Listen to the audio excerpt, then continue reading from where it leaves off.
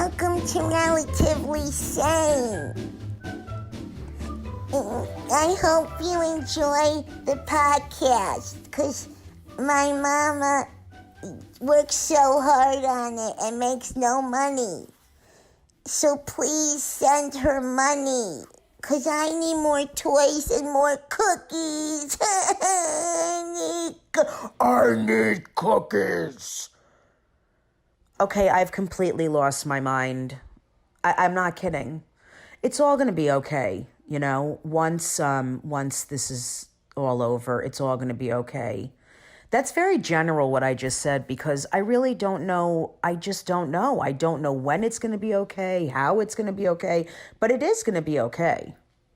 I mean, it's always okay, right? Right? I kind of like having a nervous breakdown in the intro. I hope everyone has stayed on. Don't go. This podcast is so interesting, the one you're about to hear. So just because I'm losing it, don't go off the podcast. Stay on. Oh my God, I'm freaking out. It'll be fine. Everything's going to be fine. Thank you so much for listening and for all your support. Please help me. I'll talk to you guys soon. I love you. Thank you for listening. Relatively Sane. Go on my Patreon. It's only $5 or $8 a month, and you get the 2 podcasts every week early. You can ask me questions, send me messages. I'll answer you. You get special videos that no one else sees. You guys are the best. Talk soon. Welcome to Relatively Sane. I'm here with the brilliant Alan Zweibel, who is joining me for the podcast. And Alan, do you want to say hi? Sure. Hi.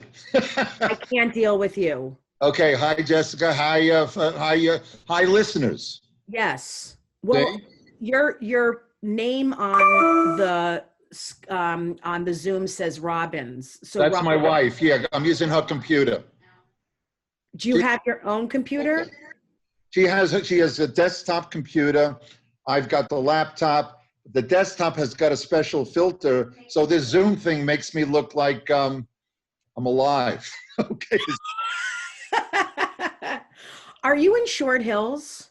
We sold that house because at one point I said to Robin, there's 4 rooms here that I haven't been in 2 years. Empty nesters. So we sold the house. We now live in this glorious apartment in Cliffside Park, New Jersey, which is sort of over the bridge. Then you make a left and you do some things. Okay, I was wondering if you were still in Short Hills, because I'm from South Orange. And I do know that. Yes, and my dad lived on Dale Drive. Oh, I know exactly where Dale Drive is. Yep. So I grew up in that area, so I didn't know if you were still there or not. Well, Robin's asking if you went to Columbia High School. Yes, I went. I think Bruce Fierstein would be older. This is so much fun right now. This is such this is like Yeah. Does she know the Eisensteins from Livingston? Honey, it's long distance. She's screaming from the other room. You can't even hear her. And she's asking if I know people. Yeah. Yeah. I went to Columbia. And where did you grow up? I grew up on Long Island. I graduated from Hewlett High School, which is on the South Shore. Was born in Brooklyn. Then we moved to Wantaw, Long Island. And then my dad had a couple of very good seasons in the jewelry business. So we moved to the 5 towns, and I went to Hewlett High School and graduated from there. God, it's so familiar to me. My dad was in the garment district for years. It's everything about you has always been familiar to me. That's why I couldn't wait to interview you. So this book is incredible. How long did you work on your book? How long did it take you to write it? It's a really good question, because I didn't sit down one day and start and do nothing else. It did it in bits and pieces. I would say that it was written over the course of 2 years. Mm-hmm. but within the course of those 2 years, I wrote a movie with Billy Crystal that we just got done shooting in November that stars he and Tiffany Haddish. I wrote a couple of another book with Dave Barry and Adam Mansbach. So this was ongoing for a couple of years, but it wasn't like dedicated specifically, during that time. Right. Yeah, because it's such an incredible thing to write a book, and it's all about your history and comedy. I mean, how you got started selling jokes. Can you tell people just a little bit about absolutely. It was an era that's long gone now. Unfortunately, when I graduated college in 1972, I thought at first that maybe I want to be a lawyer. All the law schools said, no, you don't want to be a lawyer. So I moved back in with my parents on Long Island to my old bedroom. And I started writing jokes for comedians who were working in the Catskill Mountains. This was the end of the Catskill era. In the 50s and the 60s was the heyday. That was the breeding ground for the Buddy Hackett's, and Dean Martin and Jerry Lewis and Toady Fields and Alan King.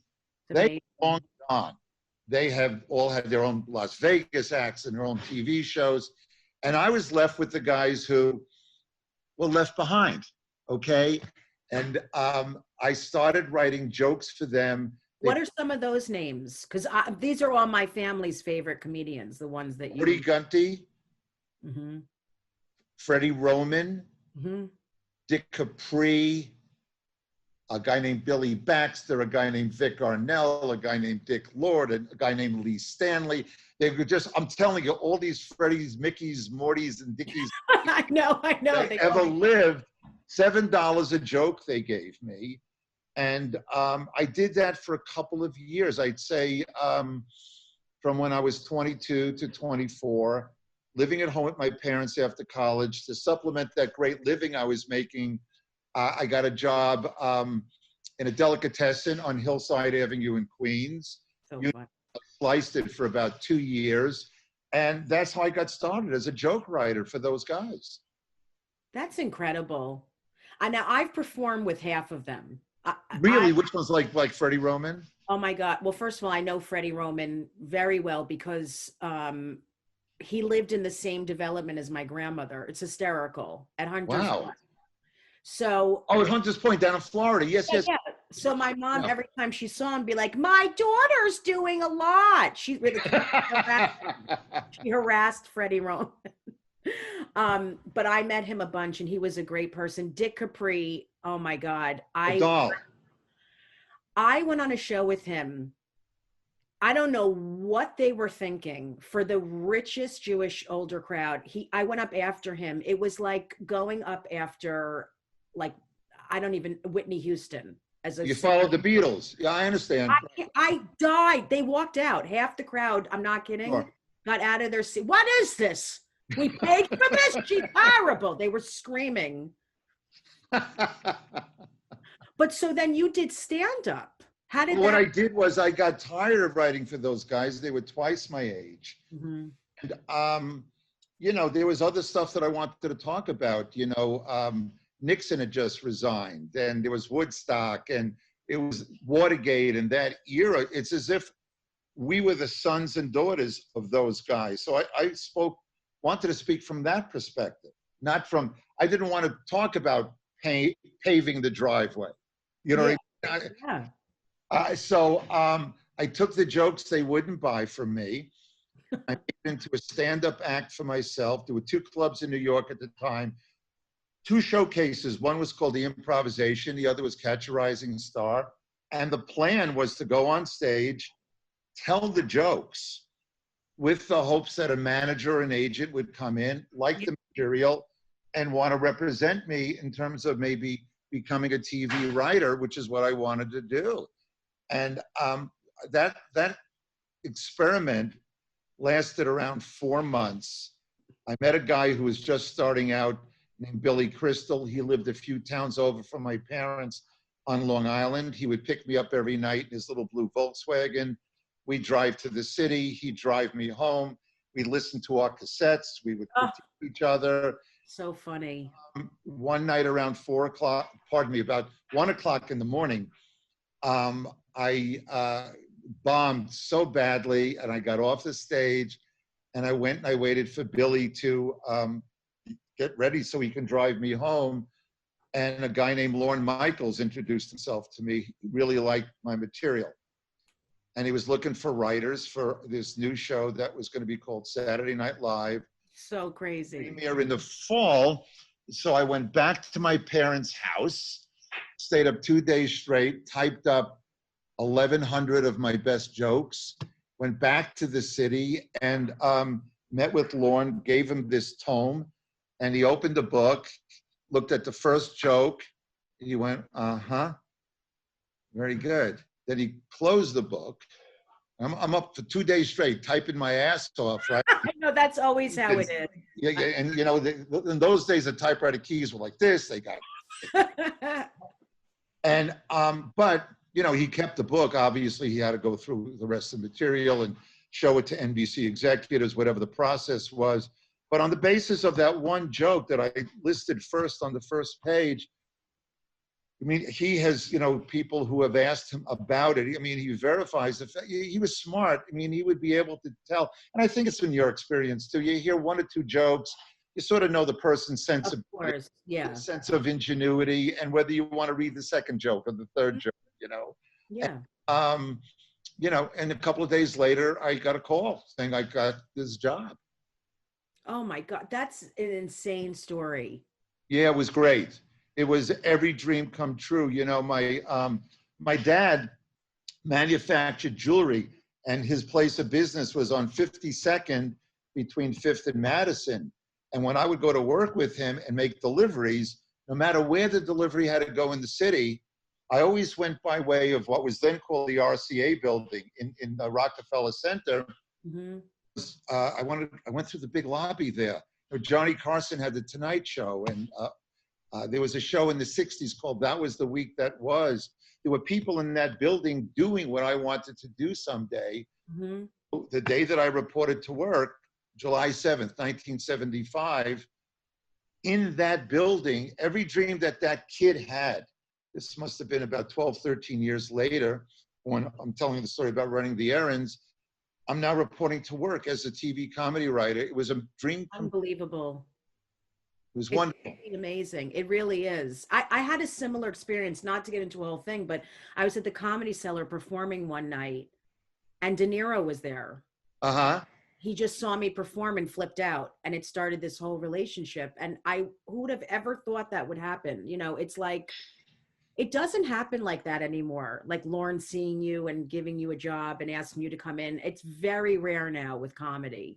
Well, yeah, because of the internet, and everybody's got some sort of a platform where you just send a link and whatever. And, you know, but ultimately you still have to come in. You still have to stand on that stage. You still have to perform. Whatever the process is, I'm a little very removed from it at this point. But you're right. Initial contacts back then were made to people looking at each other, you know. Now that comes later. Right. That's true. Now you determine, do I want to sit across from that person, you know? Yeah. So, yeah. But the De Niro thing is great. I mean, it's always a matter of right place, right time, and preparation. Yeah. You know? Yeah. Yeah, that's totally true. So did you ever fall in love with doing stand-up? Like, did No. you? Yeah, that's interesting to me. No, it was a means to an end. Yeah. I didn't even want to become good at it. I just wanted to be good enough where I wouldn't stammer. I'm laughing because most people want to be really good at it. Like they're so committed. What's interesting is now I go all over the country and I do keynote speeches, whether it's colleges or fundraisers or corporate events. And I have a lot, and I go on late night talk shows and do all of that stuff. And I enjoy it, but nothing gives me more pleasure to this very day than to sit down with my vocabulary and try to figure out what order to put the words in, you know? Love that. Always the affection. That's so great. So you went to Saturday Night Live, and your story there is incredible to me because Gilda Radner was my idol. And And that whole cast, I mean, when you were there, is like, what years were you there? Well, I was there from day one. So it was Oh my God. 5, and I was there the first 5 years and left when the original cast left because Lauren left and everybody just sort of disbanded. I was asked to come back with the new regime, and I decided against it only because I figured, what could be better than what I just went through? Yeah, they were the best.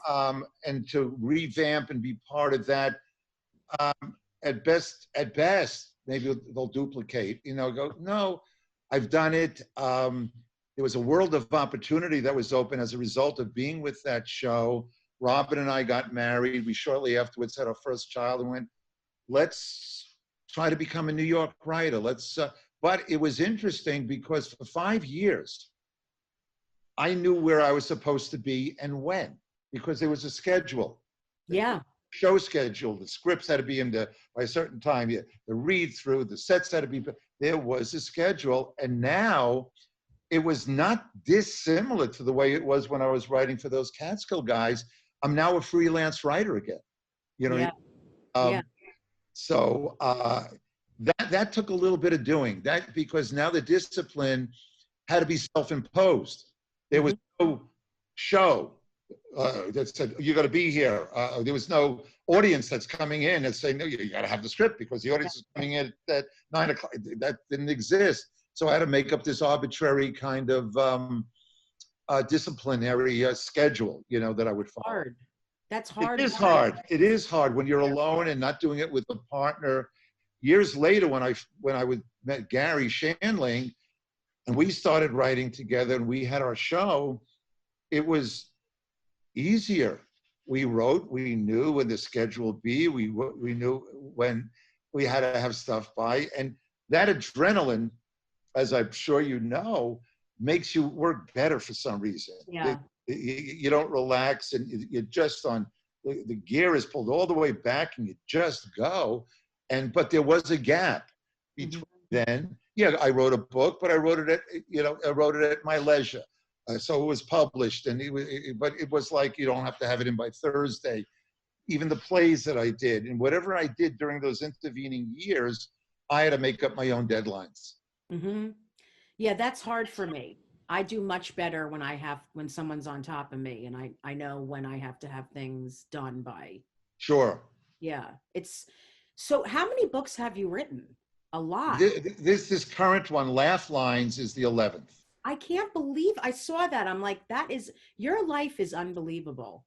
Well, I've been really lucky. I mean, the subtitle of Laugh Lines is My Life Helping Funny People Be Funnier.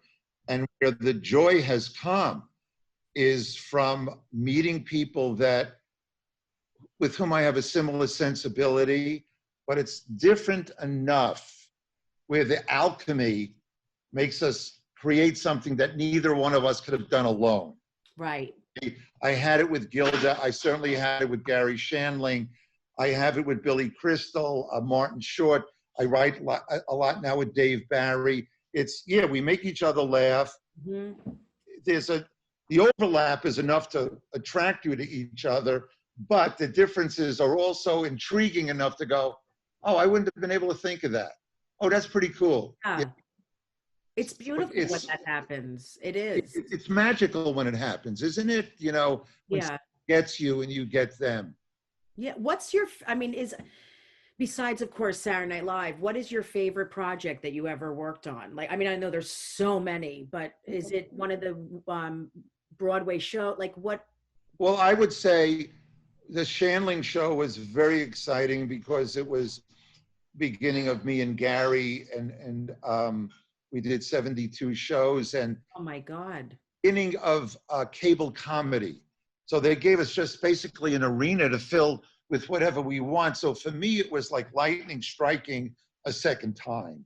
So that was really exciting.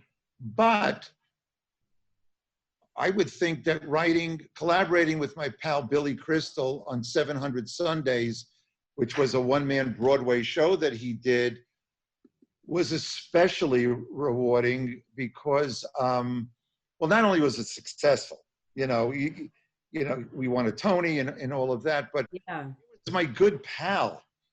After so many years, we used to, like I said, drive back and forth together to the Catch a Rising Star. We had never worked with each other. And then years later, I find myself in LA. The Shandling show brought us out to LA. And now I'm sharing a suite with Larry David, who I also started with, and with Billy Crystal, 3 offices, common suite. And I'm working on a screenplay with a great writer named Jessie Nelson. And she and I wrote a movie that Rob Reiner directed called The Story of Us. Billy stuck his head in and said, "Can I speak to you for a couple of seconds?"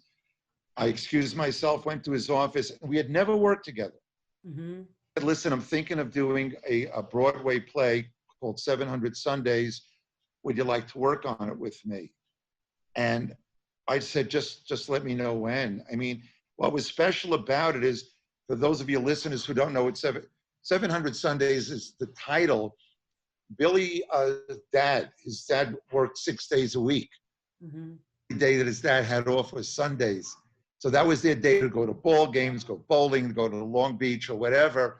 And his dad suddenly died when Billy was 15. So calculated that he roughly had 700 Sundays with his dad. So this was all about Billy's relationship with his family, his father, his mother, aunts, uncles, brothers, and whatever. He was trusting me with them. It was a tribute to them.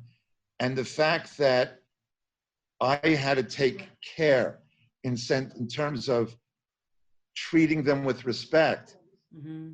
family, that made us that much closer. Yeah. Then we didn't work again together for another 20 years until the movie we just completed that he and I wrote, that he directed and stars in with Tiffany Haddish, called Here Today, and we're just waiting for a release date. I know. Every 20 years I work with Billy. It's so funny. I'll be in my 90s for the next one. I love Tiffany also. She's great. Oh, she's great. And he and she make this fantastic couple. They'll make you laugh, and then at the end of the movie, make you cry. So we're very excited about it. It's just a matter of now, where are you going to see it? Will you see it? I know. Ever open up theaters, or is it going to be Netflix? Those are going to be made by people other than myself. Right. Well, I was in a small part with Robert Smigel in Judd's movie. Oh yeah. Oh really? Yeah. So I was in that, and I was like, how is this going to come out? But it's doing very well on, people are ordering it on their TV. Oh yeah, sure. I mean, look, between Pete Davidson and Judd, Mm-hmm. with you and Smigel, that really, it's a source of intrigue, and it is doing well. Judd's an old pal. I met Judd when he was 16. Oh my God. I love Judd. He's been so good to me. Well, as he should be. You should be treated nicely. You're really talented and really nice. So. Thank you. Was he doing stand-up at 16? Where did you meet him? No, this is the weirdest thing, okay? When we were moving about a dozen years ago, we moved back to the East Coast from LA.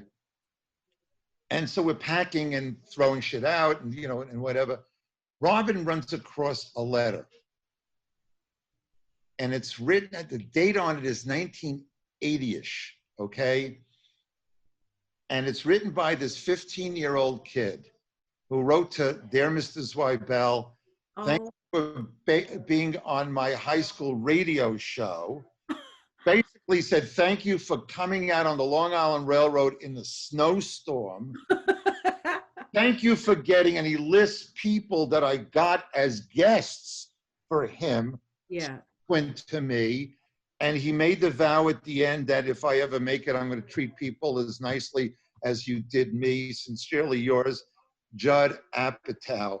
And it was a 15-year-old kid's, handwriting. And so it's in the book. And I called Judd and I said, listen, can I put the letter in the book? He said, of course you can. He said, do me a favor though. Take a picture of it and send it to me. I want to see what I wrote you. Okay. So I took a picture, I sent it to him, and he calls me up. He goes, my God, was I a kiss ass or what? Pathetic. Yeah, he was blowing so much smoke up my ass in this letter. But yeah, he's a great guy. He's a great guy. Thrilled for him and his unbelievable success, you know. Yeah. I mean, he's really done, I've worked with him a bunch of times in Crashing and in just so Yeah. many different things. He's great. I mean, he's reminds me of you. Like he just is talented, treated people well, and got all these opportunities. Great. Well, thank you. I consider that a compliment. And he is what's great about him is that he doesn't have a false sense of self, you know. No, He not knows who he is. He knows where he comes from. He's grateful for everything that's happened to him. His family means the world to him, you know, so it's the kind of person you want to be friends with, you know. Yeah, that's so true. So, okay, so then you go on to do all these other projects. I love asking people like you with this history and everything you've done. I mean, it's another very general question, but Sure, go ahead. what's was the biggest disappointment for you? Like we've all been through hell. I don't care how successful you've been. You've had horrible disappointments for Oh, sure. well, I had two really bad ones. You know, what we remember is the process. Yeah. The product, hopefully it's good. Hopefully it's embraced by other people, but then it becomes in the hands of a different God. Mm-hmm. It's the process. You have an idea, you see it through, you nurture it, you help, you cast, you do this and that, and help it reach fruition, you know? And then you let it go and hopefully people like it. Hopefully the timing is right. Oh, it's everything. There's so many other factors that we don't have control over. There was a book that I had written shortly after I left SNL, a small book called North. And, you know, our son Adam was at that age where he would sit at the dinner table with me and Robin. And just by the expression on his face, you can tell that he's thinking, I could do better than these two.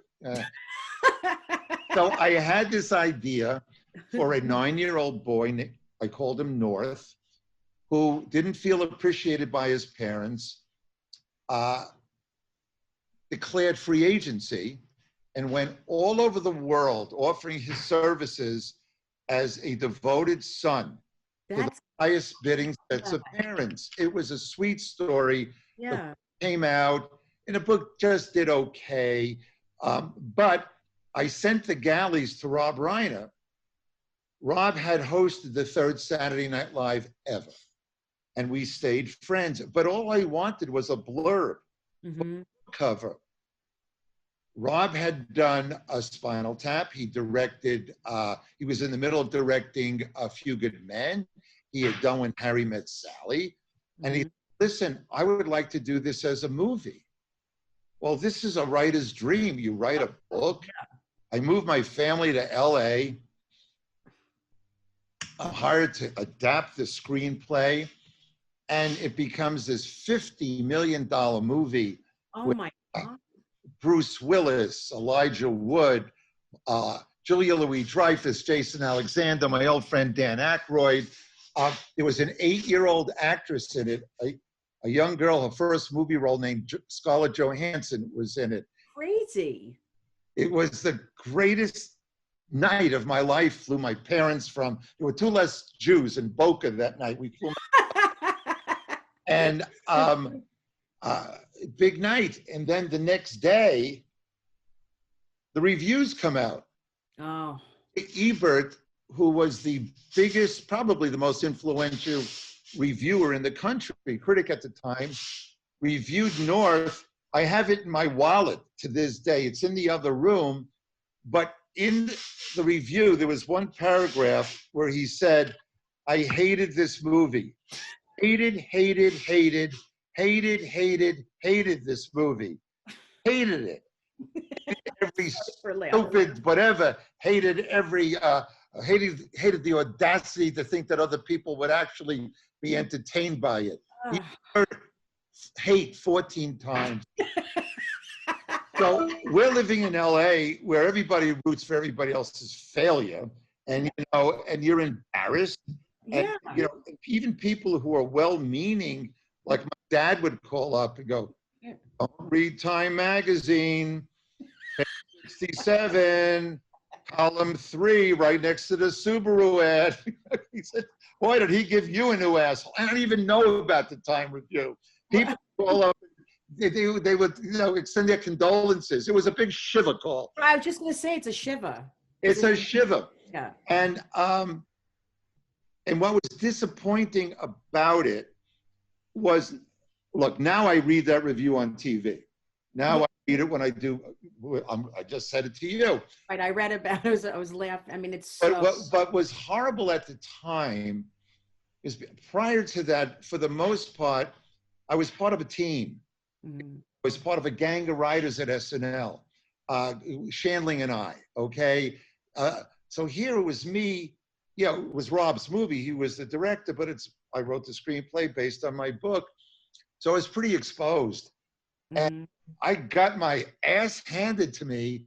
And what I did, which was disappointing about it at the time, was I gave them the power.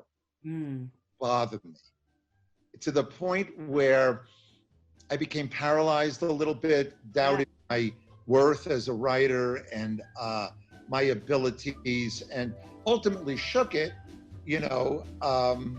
but I would think that experience was probably me at my lowest. Thank you so much to all of my Patreon members for supporting the podcast. All right, hold up. Could you take a little off the P's? You're hitting them too hard. Not action. Thank you so much to all of my Patreon members for supporting the podcast. Hold on. Now you're whispering Patreon. Is there a reason you're whispering? Well, you said to take the p. Somewhere in the middle. Okay. You ready? Action. Thank you so much to all of my Patreon member. Now you got to pause. For those of you who don't know, Patreon members, is that okay? It was perfect. Why'd you stop? Oh, okay. Patreon members. Cut. Let's go back to the beginning. Thank you And action. Thank you so much to all my Patreon members for supporting the podcast. For those of you who don't know, Patreon members get early access to the podcast, ad-free episodes, and access to monthly live streams where we talk more about... All right, let's take it back to the beginning. That was perfect. Do it exactly like that. I just did it well, though, but why are you starting over? Thank you so much to all of my patron... Cut. Why are you screaming? Because I'm just trying to get through this. Action. Thank you so much to all of Action. Thank you so much to all of my Patreon members. For those of you who don't know, Patreon members get early access to the podcast. Perfect. Keep going. There's so many P's. Keep going. Keep going. Ad-free episodes. You could cut this out, right? For those of you who don't know, Patreon members get early access to the podcast, ad-free episodes, and access to monthly live streams where we talk more about being relatively sane. Hold up. Did we agree on monthly live streams? Yes, you told me I should do them because it'll get more members. I don't know how to do a monthly live stream. Don't you just talk in your phone? We'll figure it out. Come on, let's get through this. We have to go. We should speed this up. All right. Thank you so much to all my Patreon members for supporting this podcast. For those of you who don't know, Patreon members get early access to the podcast, ad-free episodes, and access to monthly live streams. We don't know what that is, but whatever, where we talk about being relatively sane. If you want to join our fantastic community that is so corny, go to patreon.com/Jessica Kirson. That's patreon.com/Jessica Kirson. That's Patreon. I think you said patriot.com. Go to patreon.com/Jessica Kirson. That's patreon.com/Jessica Kirson. Patreon.com/Jessica Kirson. Thanks again. And cut. That's a wrap. Ugh. Yeah, I did a TV show that I hated every minute of. Which one was that? God, after it's Garry Shandling show went off the air, we'd done 72 episodes, won all sorts of awards. I was very hot in TV. This is 91-ish. Mm-hmm. And Rob Reiner wanted me to come. He had formed this new company called Castle Rock and wanted me to come and join them. And, Billy Crystal was already there and Larry David was there. And God was attempting, and it's what I wanted to do. My manager was a man named Bernie Brillstein, who was my manager for 30 years. And Bernie, I allowed him to talk me into, so I take full responsibility for this, okay? Oh, I can't even get these words out of my mouth. Farrah Fawcett and Ryan O'Neal signed to to do a series for CBS. And they wanted me to create a series for them. Oh, God. I swear, Jessica, every bone in my body is going, no. I know what you're talking about. I've been there. It's So worse. and I ultimately somehow talked myself into it. I got the best writers. I must have had 15 Emmys in the writers' room. There were about 3 or 4 Tonys among the supporting cast. But it was one of those situations where the show existed because of the stars, and the show failed because of the stars. Yeah. North was very well intentioned. I poured my guts into it, and it didn't work. But there was a nobility about the intent.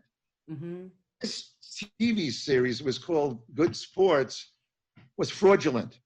And it's the only time I ever entered something not believing in it. You know what I mean? Yes, I've been there. That was maybe even more disappointing, you know?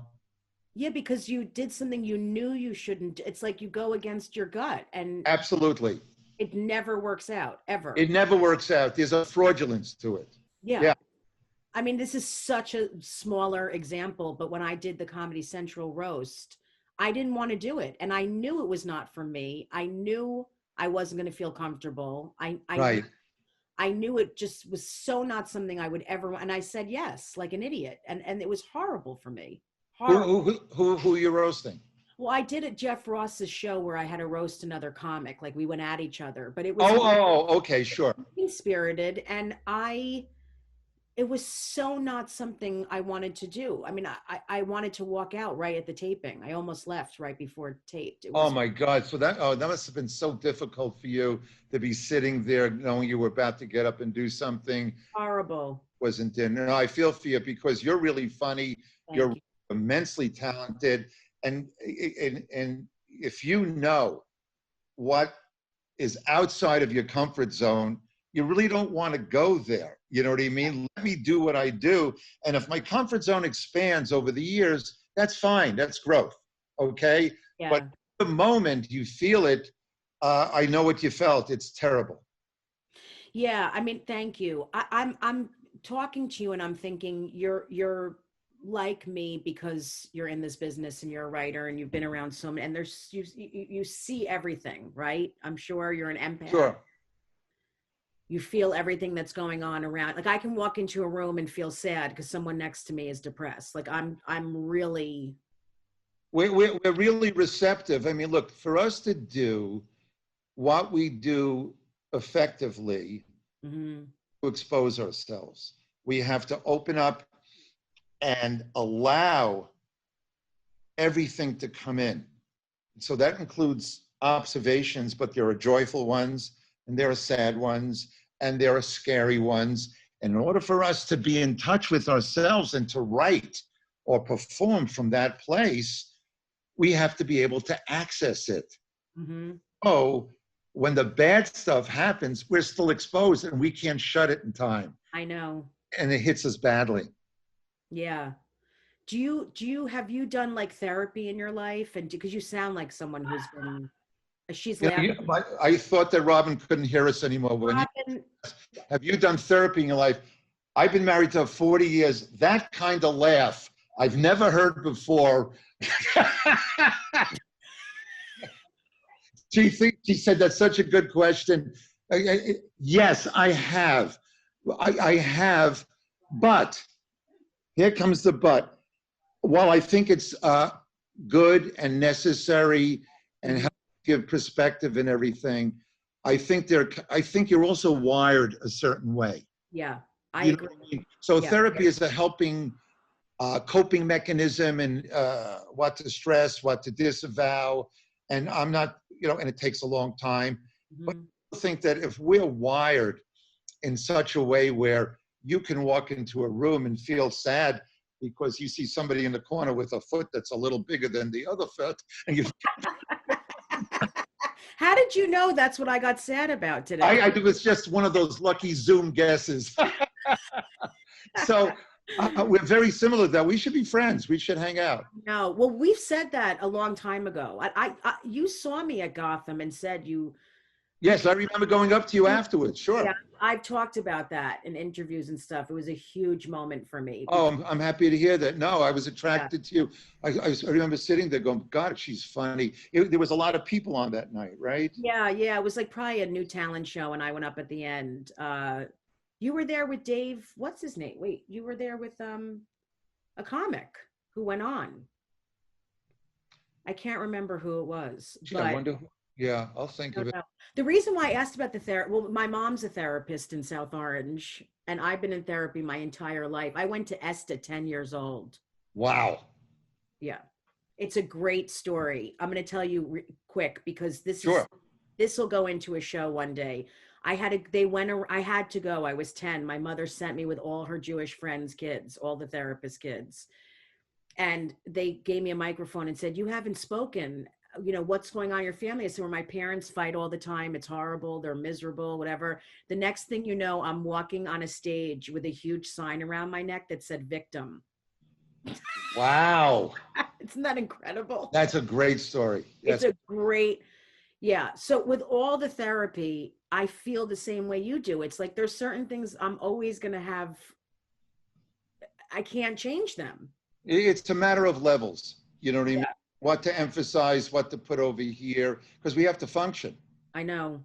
We otherwise are going to be stuck in neutral the whole lives. Mm-hmm. And if we're made aware of certain things, obviously, it will help relationships and and whatever. But no, Jessica's younger. She's a lot younger. Robin cracks me up. Robin, why don't you say hello to Jessica? Yeah, say hello because this will be on YouTube also. And Robin, I watch your videos. Robin, you're so beautiful. I watch your videos. I see the kids. You did? I love the whole thing. I laugh. Yeah, I love it. Alan made me some breakfast yesterday morning that was really, it took about, how long? About 10 minutes to describe to him that toast.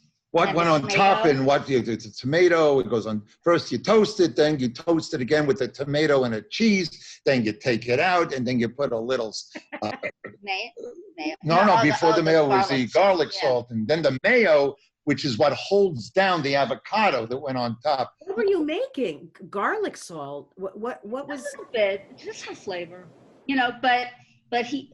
Jessica, I would love to cook for you someday. That'll Seriously. be a new one. New video, because he just every day he does something. Why don't you guys video to your home now anyway? Why don't Yeah, we've posted I'll a bunch of send this them. one to you. We'll send it to you. I want to see it because I watched one in the bedroom where you were laughing at him and he was getting Oh, dressed. the blue, choosing between blue and black, and if Yeah, I was cracking up. I mean, you guys are everyone I grew up with. funny, Al. He's funny. No, this is like a telethon every morning. I can't. He's not my honeydew. Oh. My Just God. your melon, because he doesn't do. This is what he does. Yeah, you guys are adorable. Thank you. Nice to meet you. Too. And so you have 2 kids, right? We have 3 kids. And 5 grandkids. 5 grandkids. Yeah. We have 2 girls and 5 grandchildren. Do they live in Jersey? They do. They were raised in LA. Mm-hmm. 2 out of the 3 married Jersey kids. So we followed them back They here. live. One's in Livingston and one's in Benfly. Yeah. Yeah, we probably know a lot of the same people. I know. Yeah. But different generation, probably. Well, You yes. know the sons and daughters of who we know. No. Yeah. I know some of my family were the Lehrhoffs, the Braffs. Oh, The Lear House. yeah. Seymour? Who? Seymour Seymour was my uncle. Seymour was my grandmother's brother. They were like best friends with my family. Really? Blankman was my maiden name. Blankman. It's such a small world. I know. For sure. Yeah, all of them. I know. Uncle Seymour, Eddie, Seymour Julie, Lehrhoff. David, yep. The whole crew. Yep. Yeah. Wow. That was a beautiful documentary that they did. Remember that documentary? Who? And they did.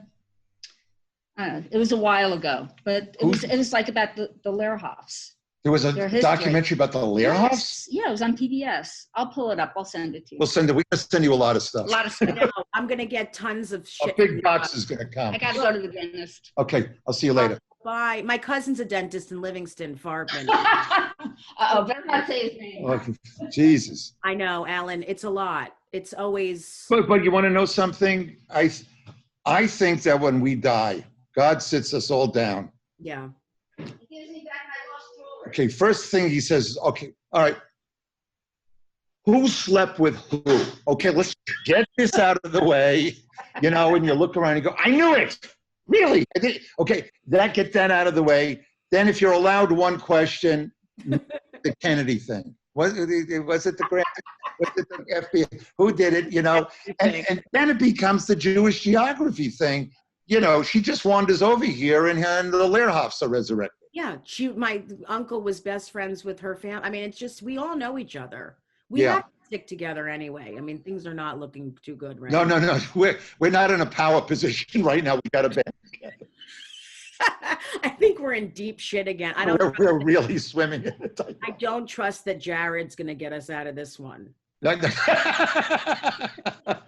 I know, and I'm so sorry that that Jared let you down, because I know how much faith you initially had in him. Yeah, I really trusted that Jared, who's 17, was going to really make peace in the Middle East. Yeah, that he would show the way. I know. God. That was my next question to you, because I read about that. I read an article where you're talking about stand-up and comedy in general with what's going on right now. We are all freaking out. I mean, stand-up comics are really having a hard time. Like, are we going to be able to do this? How is it going to work? I heard you talk about the PC stuff. It's so crazy what's going on. You know, Jessica, it's I'm on this Zoom call every Friday night. Robin and I are, and it's something we look forward to all week. We're the only East Coast people on it, so it's 8:00 here. So we've already got the Moscow Mules going again. But in LA, it's Billy Crystal and his wife, Rob Reiner and his wife, Barry Levinson and his wife, Albert Brooks and his wife, and Martin Short. And so it becomes political, given, did I say Rob Reiner and his wife? It becomes political, you know, we talk about Ever, we were just old friends. But recently, it has become, you know, and this is nothing specific to anyone except all comedians, all writers in general. You go through everything and you go, it used to be, we all made fun of each other. Mm-hmm. Then we went to lunch together. Yeah. And I don't know. I understand the political aspect of it, and I understand the reactions to what have been longstanding and whatever. Mm-hmm. What I don't know, is, and I'm choosing my words carefully over here, is that when will what's all the way here, then it's all the way here. When does it come here? No. Come back, because the hypersensitivity. I know. And this started a few years ago when Jerry Seinfeld and Chris Rock wouldn't go to colleges because they were given a list of topics. Yeah. Roach. And it's getting a little, you know, Gilda, before she passed away, I remember we were walking on the beach one night in LA, and we were just talking, and she had said to me, and I have it in the book, she had said that after death, if we do come back, she would like to come back as a ballerina, a ballet dancer. And I went, why? She says, because comedy is about what's wrong with the world. Something's too big, too small, too fat, too thin. You know what I mean? That's what makes us laugh, things that are askew. Whereas the ballet, you know, you're in sync with your surroundings, and you in music, which buoys you in all of that. So all I'm saying is, whatever used to make us laugh does make us laugh. We now have to think twice about it, because, gee, I didn't mean to be offensive. It just, whatever it is, struck me as being funny, you know, and there's no abandonment anymore. There's all self-censoring. and everything is examined and re-examined, and even things that are innocuous, you know, and it's, No. I can only imagine what it's like in the stand-up world. Well, I'm not going to play the game. I decided. I thought about it for a while. I performed this past weekend in New Jersey outside at the Stress Factory. Where's that? Where in Jersey is In that? New Brunswick. It's really, Okay. we set up a whole outside stage. It was incredible. It was like the seating was, it was all safe. And I did 3 shows. So it was really great. And then this weekend I'm doing Governors on Long Island. Oh, sure. Yeah, because I have to get on stage, but it's all outside. But I'm like, I can't hold back. I can't do comedy if I have to watch every single word I say. I can't do it. I have to do something else now. I can't worry about, because I know it's coming from a good place and it's never mean-spirited what I'm saying.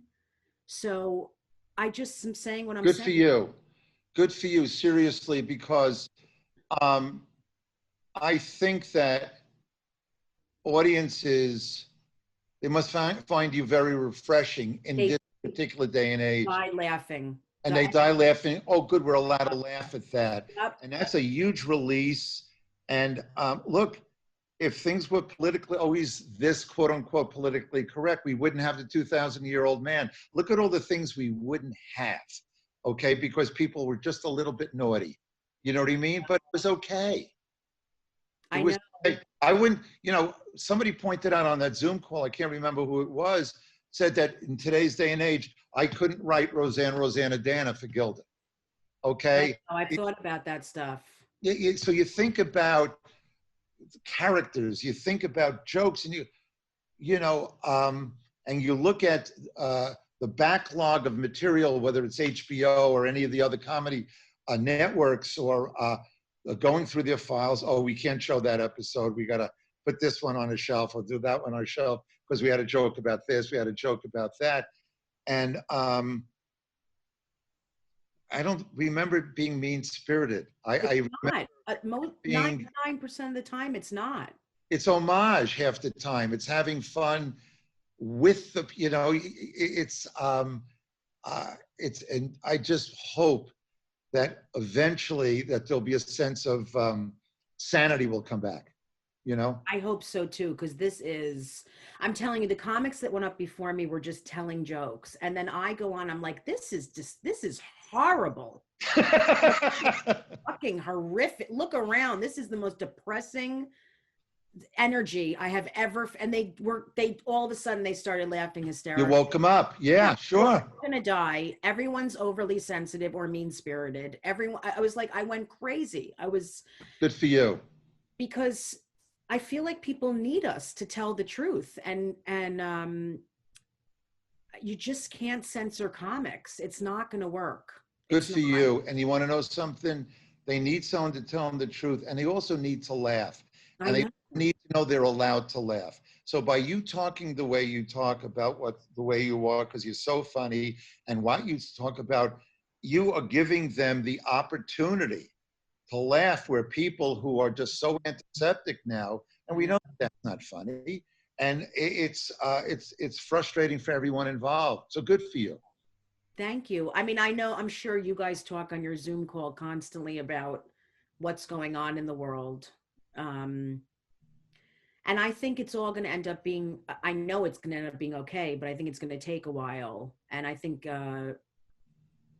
it's hard with the arts right now. It really is. It's going to be tough. I think you're right. I think that everything is up for reinspection. Mm-hmm. And I just hope, when I say that I hope that sanity ultimately prevails, I think what that means is that we all get level-headed enough again, where we go, this is fine. This is fun. Mm-hmm. The things that are horrible, we know what's horrible. We know what's mean-spirited. We know how you're not supposed to be. And then everything else is like, let's have fun. Yeah. And I don't know, I don't have a crystal ball. None of us do. I don't know how long it's going to take. I honestly don't know if this is going to go much further to the other extreme. Mm-hmm. And could very well. It could very well. We might have some time ahead of us where things that right now go, you're kidding. You got upset at that? I know. Show that? You know, I think that there's more of that in our future, in our near future. I do too. I do too. But I don't think it's going to work. I think people just need to laugh and need to make light of things in life. I mean, my dad, I told this on stage, my dad passed away 3 weeks into this. Horrible. From Oh, cancer. no, I'm so sorry. Yeah, from cancer, not from the virus, but he got buried on Route 22, you know, where my whole family is there. Oh, right sure. Yeah. And I was telling a joke that they told us that we have to bring our own shovel. I'm like, Jews don't have shovels. Now the whole audience cracked up, and I was so happy because I was like, are they going to get offended or upset? And it's my life. Like the whole family laughed because none of us had a shovel. We don't shovel anymore. So you got to borrow a shovel from my sister's neighbor in Livingston and bring it to the cemetery. But this is the kind of shit that is funny, but people get very upset about even if I'm talking about my own Jewish family, non-Jews will go, and the Jews are hysterically laughing. It's how it is now. You're absolutely right. And one can only hope that sanity will ultimately, reintroduce itself. Yes. Well, I want everyone to read your book. I, again, have known you and I've known what you do for so long. There's a lot of comics who listen to this podcast also. Oh, great. Fans. But tell them where they can find it or where they can find you and everything. Well, it's called Laugh Lines. Yeah, it's a great cover. Funny people be funnier. And you know something, I don't know if Barnes and Nobles are open, so I would go on Amazon, or Amazon.com. AlanZweibel.com has a link that will take you to Amazon.com, so if you can bypass the website if you want and go right to Amazon. Wherever you buy books now, you know, I know that some of the independent bookstores are still open. They're struggling, but it's gotten there. But, you know, if you're sitting home, go on Amazon and you'll get it in 2 days. Yeah, you guys are all home right now. Well, most of you are home. So get Laugh Lines because the stories are incredible. I mean, even the stories you told on the podcast are so interesting. And I want them to go to your website. I've gone to your website. I want them to go on and just check out what you're doing. You're always doing something. Your life is amazing. I've had fun. I've been really lucky, very, very lucky. Robin was a huge part of that, marrying somebody who devoted herself to a great extent to allowing me to be the guy that I am, which is basically walking around with my head up my ass. You know?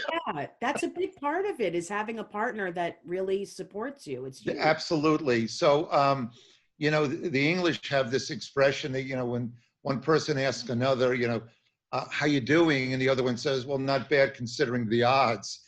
And I've done very well considering the odds. I'm really happy.